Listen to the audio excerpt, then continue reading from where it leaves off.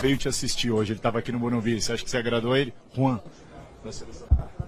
Cara, gostou? Eu não preciso preparar nada pra ninguém.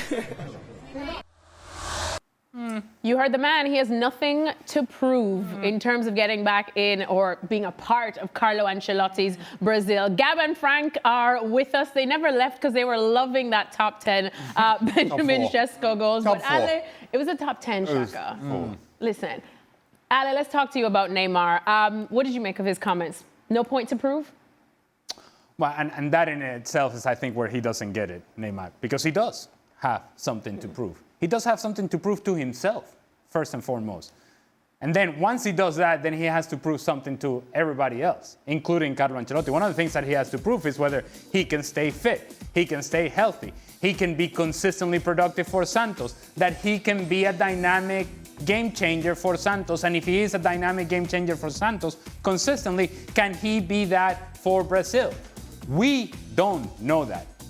We know what Neymar was, and what Neymar was indeed a game changer, was indeed a talented player that at any moment could take a handle of the ball, it can take a handle of the game and change the game for Brazil and any of his club teams at his best. His best was a long, long time ago. And a lot has happened since then, including injuries, including lack of performance, including lack of game time.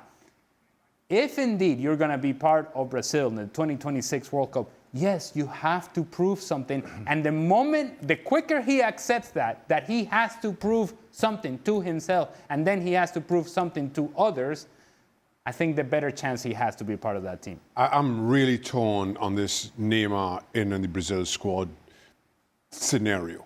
As in if he should be an automatic inclusion. Let me say, nobody's an automatic inclusion for any team, especially any national team, and certainly one with the history of Brazil.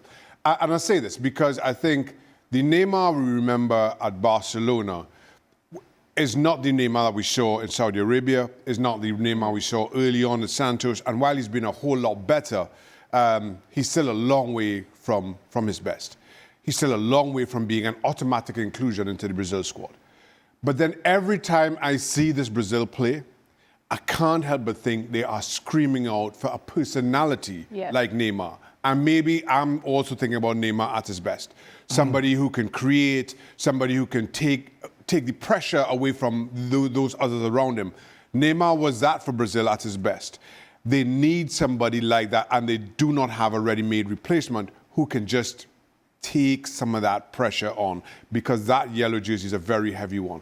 That's where the kind of my uncertainty comes. Yeah, so look, if Neymar was killing it in Brazil, right, and you could see some of the signs of what he used to be, and I'm Carlo Ancelotti, and I see what I'm working with, and I need that sort of player that you're talking about, Shaka, I'm all for it.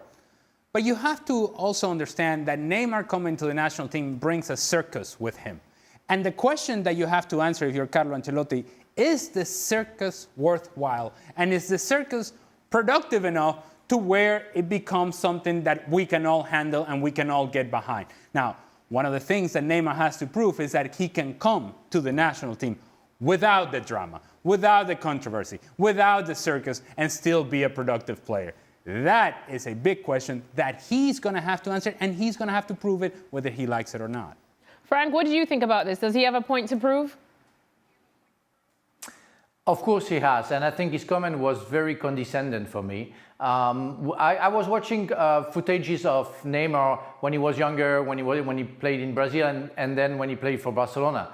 That was amazing. That guy was simply an exception and the top of the top. But how long it's been since we haven't seen that? It's been 4, maybe 5 years. When he came to Paris Saint-Germain, the first year was quite okay, but that wasn't the Neymar that we saw in Barcelona. And since then, we saw injuries, we saw dramas, we saw comments, but we didn't see performances. So yes, you have to prove, especially when we are talking about Carlo Ancelotti. So yeah, we should have shown a little bit more humility towards the capacity of what Carlo Ancelotti can bring to him. And I think that's not fair. Carlo Ancelotti make the effort to not say, okay, no, it's over for Neymar, I don't want to see him anymore, he's part of the past, let's see the future. No, he takes care of him, he wants to see him, and the guy makes that comment.